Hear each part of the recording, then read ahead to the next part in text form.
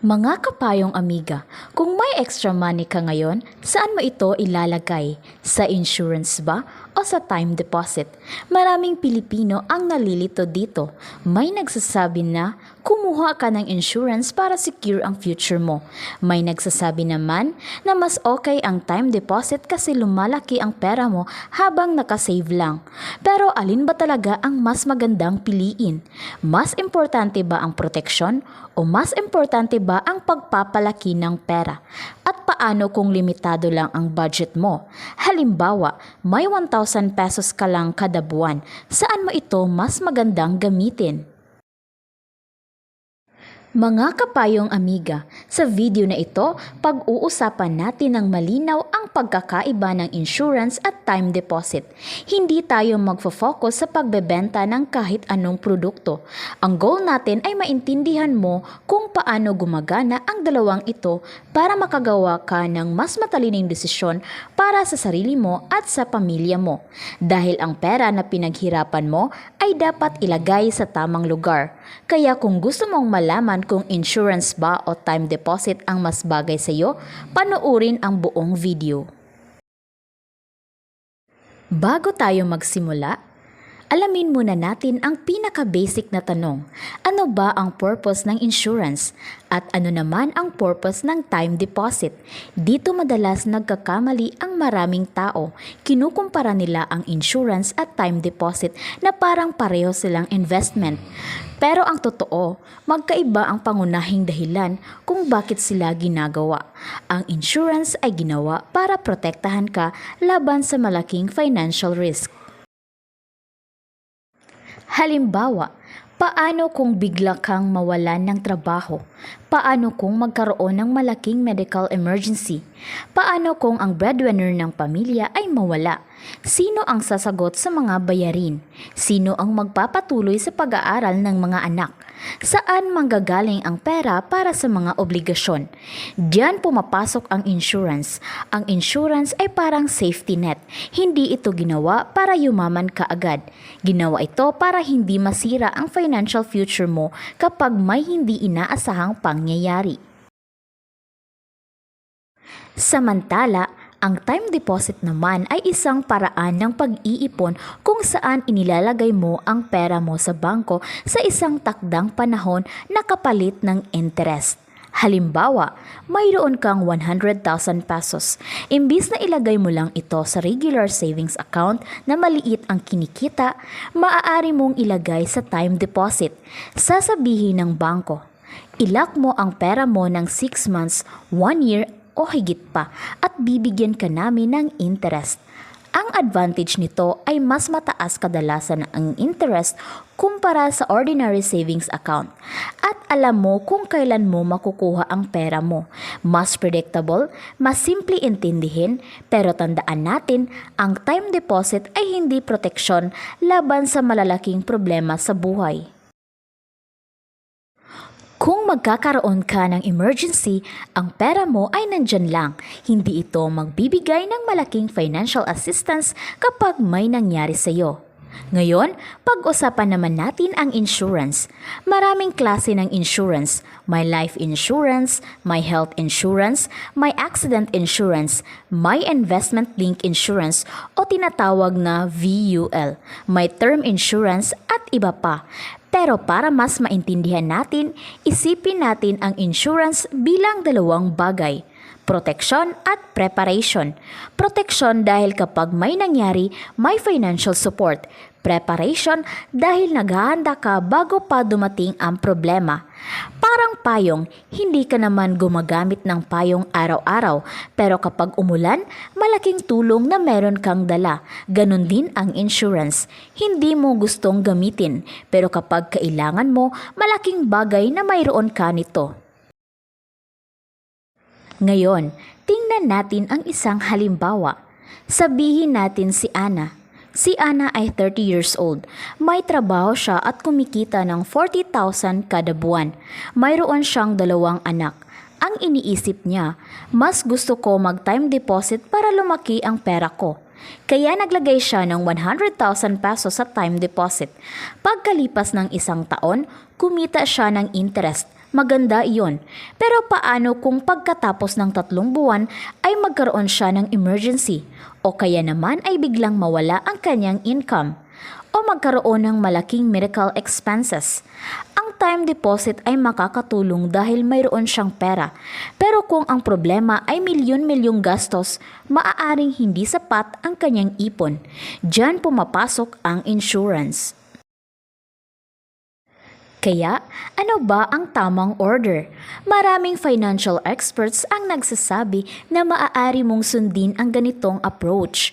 Una, magkaroon ng emergency fund. Karaniwan, targetin ang 3 hanggang 6 months ng iyong gastos. Halimbawa, kung ang gastos mo bawat buwan ay 20,000 pesos, ang emergency fund goal mo ay maaaring nasa 60,000 pesos hanggang 120,000 pesos. Ito ang perang madaling makuha kapag may emergency. Pangalawa, protektahan ang sarili at pamilya gamit ang insurance kung kailangan, lalo na kung ikaw ay breadwinner. Kung may umaasa sa income mo, mahalaga ang proteksyon. Pangatlo, mag-invest o magpalago ng pera. Kasama dito ang time deposit, MP2, mutual funds, stocks, negosyo at iba pa depende sa iyong goals. Pero ngayon, maraming nagtatanong, kung isang option lang ang kaya ko, insurance ba o time deposit? Ang sagot, depende sa sitwasyon mo. Kung ikaw ay single, hindi dependent, may emergency fund ka na, stable ang trabaho, maaaring mas priority mo ang pagpapalaki ng pera. Dito maaaring pumasok ang time deposit o ibang investment options. Pero kung ikaw ay may asawa, may anak, ikaw ang pangunahing kumikita, maraming umaasa sa iyo, mas mahalaga ang proteksyon dahil ang pagkawala ng income mo ay malaking epekto sa pamilya. Pag-usapan naman natin ang isang common mistake. Maraming Pilipino ang iniisip, sayang ang insurance kasi hindi ko naman makukuha kung wala namang mangyayari. Pero isipin natin ito, nagbabayad ka ba ng car insurance kahit umaasa kang hindi ka maaaksidente? Nagbabayad ka ba ng bahay insurance kahit umaasa kang hindi masusunog ang bahay? Hindi mo binabayaran ang insurance dahil gusto mong mangyari ang problema. Binabayaran mo ito dahil hindi mo kayang kontrolin ang lahat ng mangyayari sa buhay. Pero mayroon ding maling paniniwala tungkol sa time deposit. May ibang tao na iniisip, kapag nag-time deposit ako, yayaman ako. Mga kapayong amiga, maging realistic tayo. Ang time deposit ay magandang tool para protektahan at palaguin ng kaunti ang pera. Pero hindi ito mabilis na paraan para yumaman. Kung maliit ang kapital mo, maliit din ang magiging interest. Halimbawa, kung 10,000 pesos lang ang inilagay mo, huwag mong asahan na magiging milyon ito pagkatapos ng ilang buwan. Ang tunay na paglago ng pera ay nanggagaling sa combination ng regular na pag-iipon, pagtaas ng income, smart investing at financial discipline. Isa pang mahalagang bagay, bago kumuha ng kahit anong insurance o maglagay ng pera sa kahit anong financial product, intindihin muna. Huwag basta dahil sinabi ng kaibigan. Huwag basta dahil trending. Huwag basta dahil may nanghihikayat. Tanungin, ano ba talaga ang purpose nito? Kailangan ko ba ito? Kaya ko ba ang bayad? Ano ang mga kondisyon? Ano ang mangyayari kung hindi ako makapagpatuloy? Ano ang tunay na Mga kapayong amiga, ang pera ay parang isang pamilya. May kailangan itong bahay, may kailangan itong proteksyon, may kailangan itong paglago. Hindi mo kailangang piliin ang isa at kalimutan ang isa. Sa tamang panahon, maaaring kailanganin mo pareho. Halimbawa, una, gumawa ka ng emergency fund. Pangalawa, kumuha ng sapat na insurance protection. Pangatlo, mag-ipon at mag-invest. Ito ang tinatawag nating balanced financial plan. Kung ako ang tatanungin, hindi natin dapat tanungin, insurance ba o time deposit? Ang mas magandang tanong, ano ang kailangan ng financial situation ko ngayon? Dahil ang tamang sagot para sa isang tao ay maaaring iba sa ibang tao. Ang isang bagong graduate ay may ibang pangangailangan kumpara sa isang magulang na may 3 anak. Ang isang single employee ay may ibang priorities kumpara sa isang breadwinner.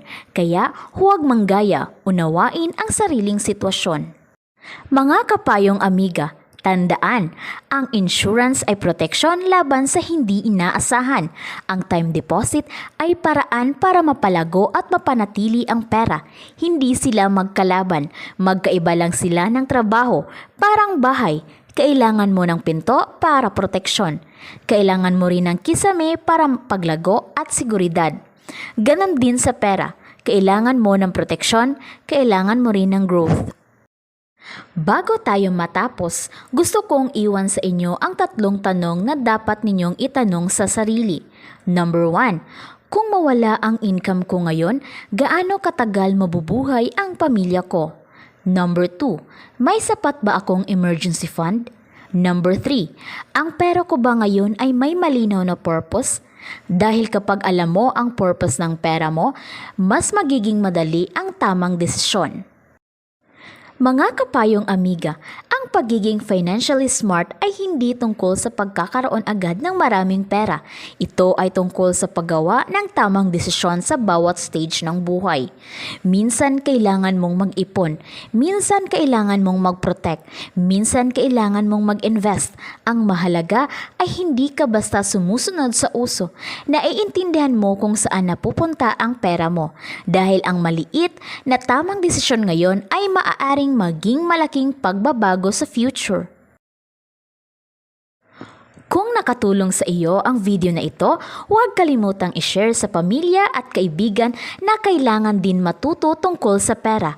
At kung gusto mo pa ng mga simpleng financial tips para sa mga Pilipino, subscribe sa Payong Amiga. Dahil dito, sabay-sabay tayong matutong mag-ipon, magplano at gumawa ng mas magandang future. Ako ang inyong Payong Amiga at tandaan, ang pera na naiintindihan mo mas madaling mapalago.